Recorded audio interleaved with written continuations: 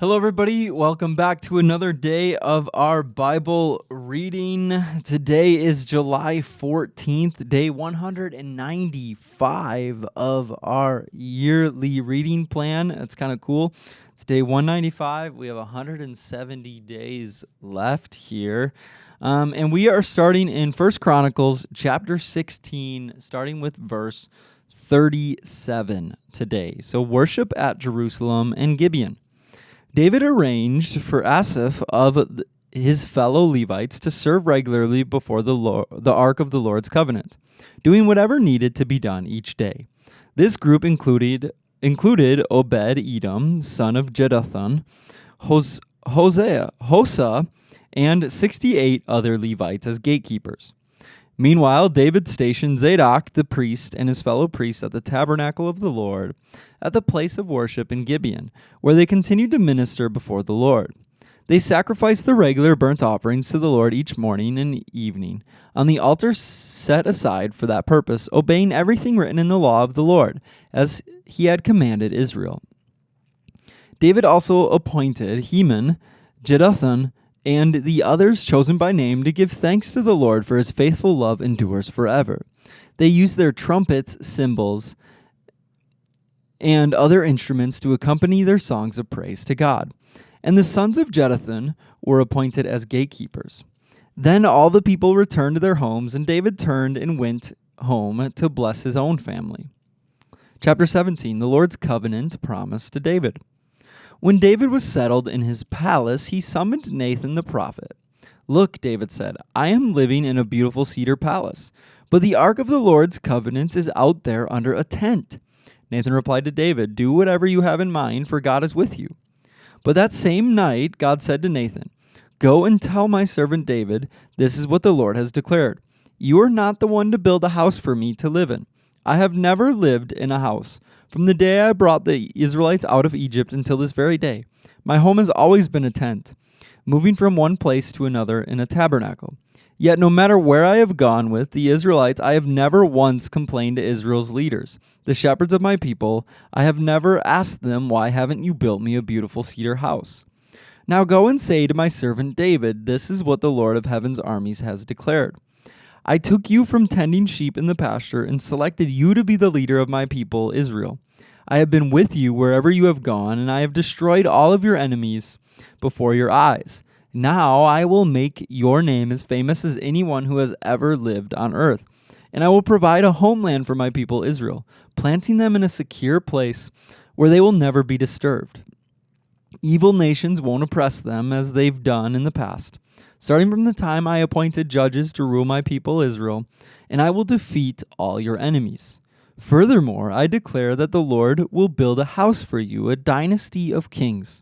For when you die and join your ancestors, I will raise up one of your descendants, one of your sons, and I will make his kingdom strong. He is the one who will build a house, a temple for me, and I will secure his throne forever. I will be his father, and he will be my son.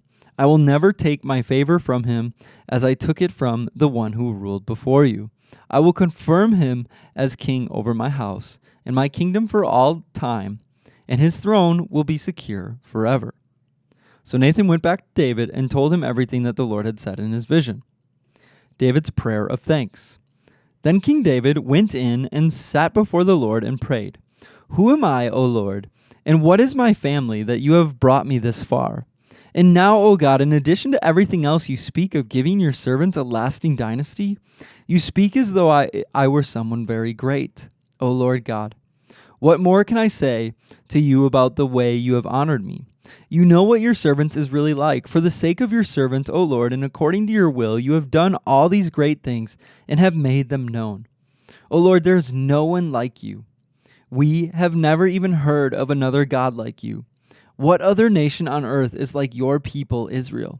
What other nation, O God, have you redeemed from slavery to be your own people? You made a great name for yourself when you redeemed your people from Egypt. You performed awesome miracles and drove out the nations that stood in their way. You chose Israel to be your very own people forever, and you, O Lord, became their God. And now, O Lord, I am your servant. I do as you have promised concerning me and my family. May it be a promise that will last forever. And may your name be established and honored forever, so that everyone will say, the Lord of heaven's armies, the God of Israel, is Israel's God. And may the house of your servant David continue before you forever. Oh my God, I have been bold enough to pray to you because you have revealed to your servant that you will build a house for him, a dynasty of kings. For you are God, O Lord, and you have promised these good things to your servant.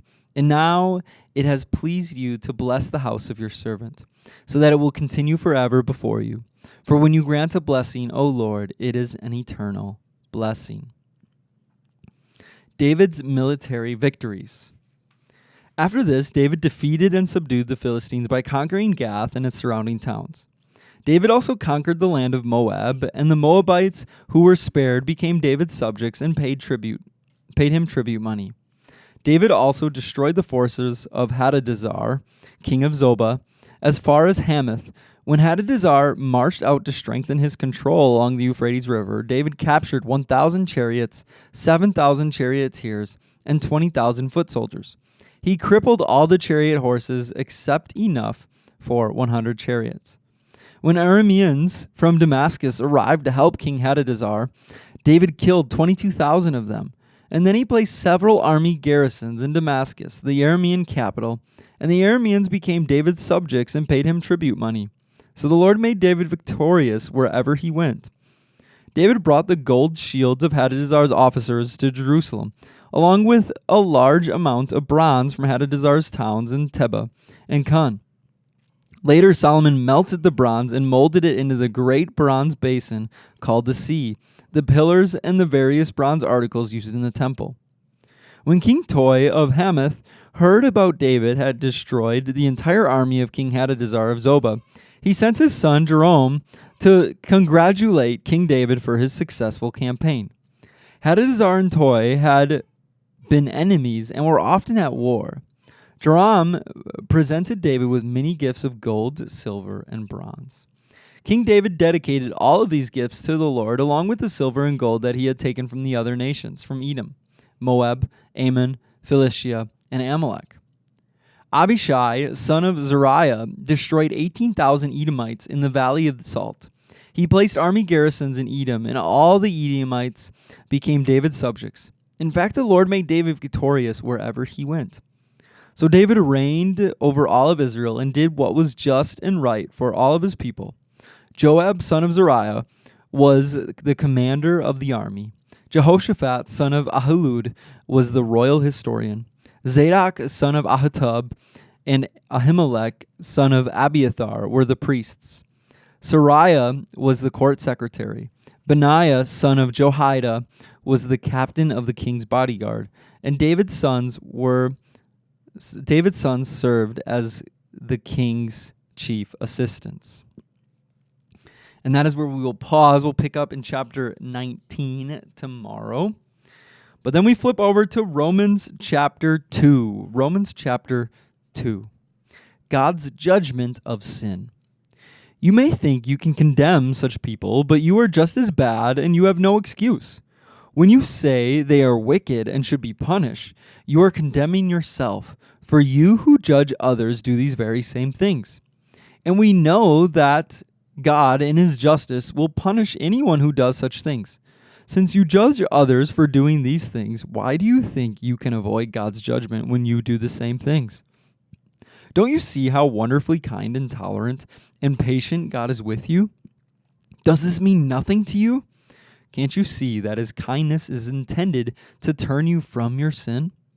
But because you are stubborn and refuse to turn from your sin, you are storing up terrible punishment for yourself. For a day of anger is coming, when God's righteous judgment will be revealed. He will judge everyone according to what they have done. He will give eternal life to those who keep on doing good, seeking after the glory and honor and immortality that God offers.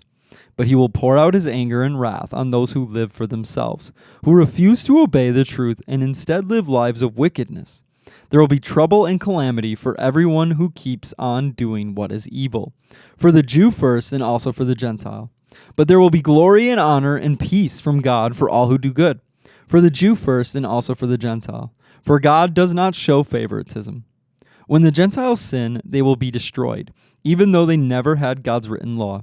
And the Jews who do have God's law will be judged by the law when they fail to obey it. For merely listening to the law doesn't make us right with God. It is obeying the law that makes us right in His sight. Even Gentiles who do not have God's written law show that they know His law when they instinctively obey it, even without having heard it. They demonstrate that God's conscience and thoughts either accuse them or tell them they are doing right. And this is the message I proclaim, that the day is coming when God, through Christ Jesus, will judge everyone's secret life. The Jews and the law. You who call yourself Jews are relying on God's law, and you boast about your special relationship with Him. You know what He wants, and you know what is right because you have been taught His law. You are convinced that you are a guide for the blind and a light for people who are lost in darkness. You think you can instruct the ignorant and teach children the ways of God, for you are certain that God's law gives you complete knowledge and truth. Well then, if you teach others, why don't you teach yourself? You tell others not to steal, but do you steal? You say it is wrong to commit adultery, but do you commit adultery? You condemn idolatry, but do you use items stolen from pagan temples? You are so proud of knowing the law, but you dishonor God by breaking it. No wonder the scriptures say, the Gentiles blaspheme the name of God because of you. All right, we are going to pause there. Those are very firm words here in chapter 2 by Paul. And we'll flip over to Psalm 10, Psalm chapter 10, verses 16 through 18. It says, the Lord is king forever and ever. The godless nations will vanish from the land. Lord, you know the hopes of the helpless. Surely you will hear their cries and comfort them. You will bring justice to the orphans and the oppressed, so mere people can no longer terrify them. And then last but not least, we have Proverbs chapter 19, verses 8 and 9. To acquire wisdom is to love yourself. People who cherish understanding will prosper. A false witness will not go unpunished, and a liar will be destroyed. All right, and then we have our quote of the day from Oswald Chambers for July 14th. So, suffering afflictions and going the second mile. Never look for righteousness in the other person, but never cease to be righteous yourself. We are always looking for justice, yet the essence of the teaching of the Sermon on the Mount is never look for justice, but never cease to give it. Matthew 5:39 says, whoever slaps you on your right cheek, turn the other to him also. All right, so we read a lot today. I mean, and this is how I'm going to feel every single day in the book of Romans.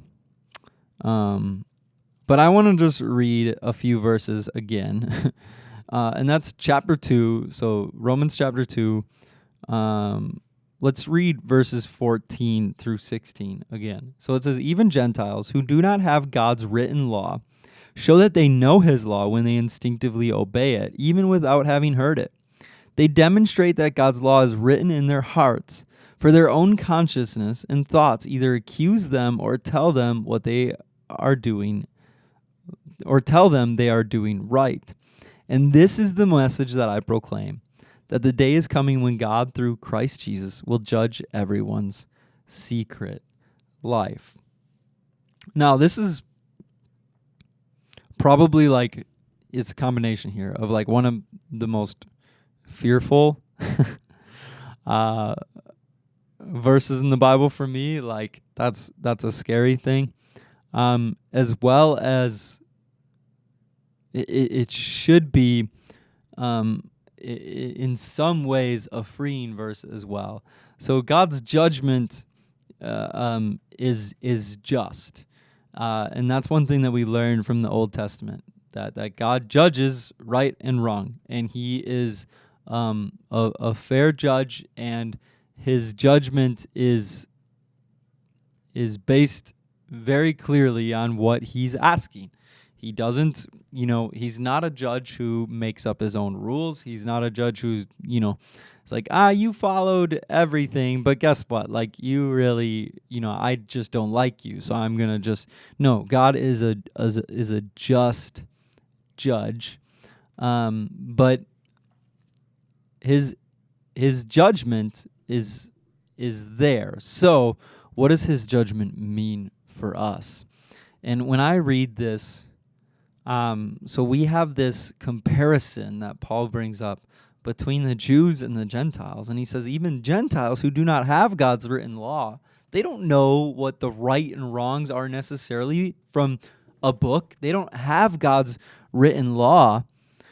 Show that they know his law when they instinctively obey it, even without having heard it. They demonstrate that God's law is written in their hearts for their own conscience, and thoughts either accuse them or tell them they are doing right. And this is the message that I proclaim, that the day is coming when God, through Christ Jesus, will judge everyone's secret life. So what I want to share is, number one, there's judgment on what we do in secret. Though the world might not see it, God does. And that, is something that we should take seriously. And that's why I say I'm fearful of that verse. I don't like that verse. But also that the word of the Lord is written on our hearts through the Holy Spirit. That and we have a conscience that is given to us from the Lord, that is directed by the Lord of what is right and wrong.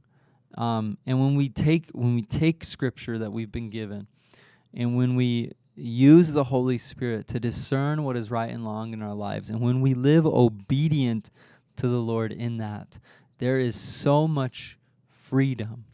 There is so much freedom in Christ. There's so much forgiveness in Christ for when we mess up, but there is so much freedom of how we are to live.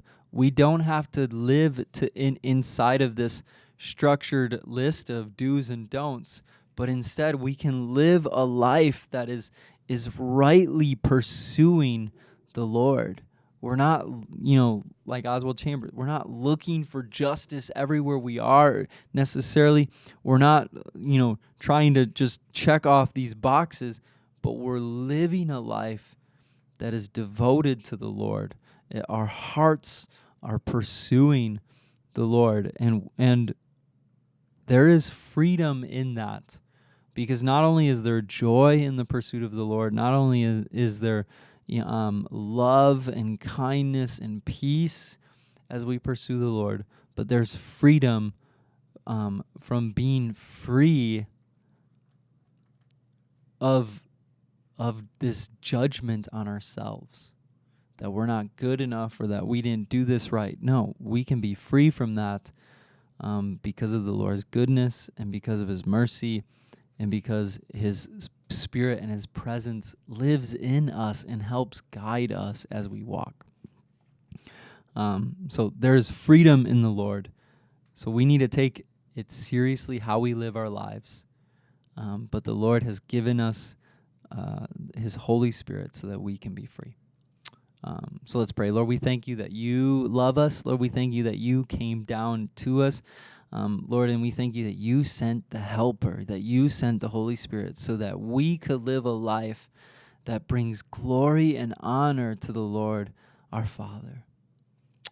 So, Father, we just pray that you'll continue to open our eyes and open our ears and open our hearts to the movement of the Holy Spirit so that we can live more and more for the glory of our Father. And we pray this all in Jesus' name. Amen. All right, everybody, I hope that you have a wonderful rest of your day, and we will see you again tomorrow.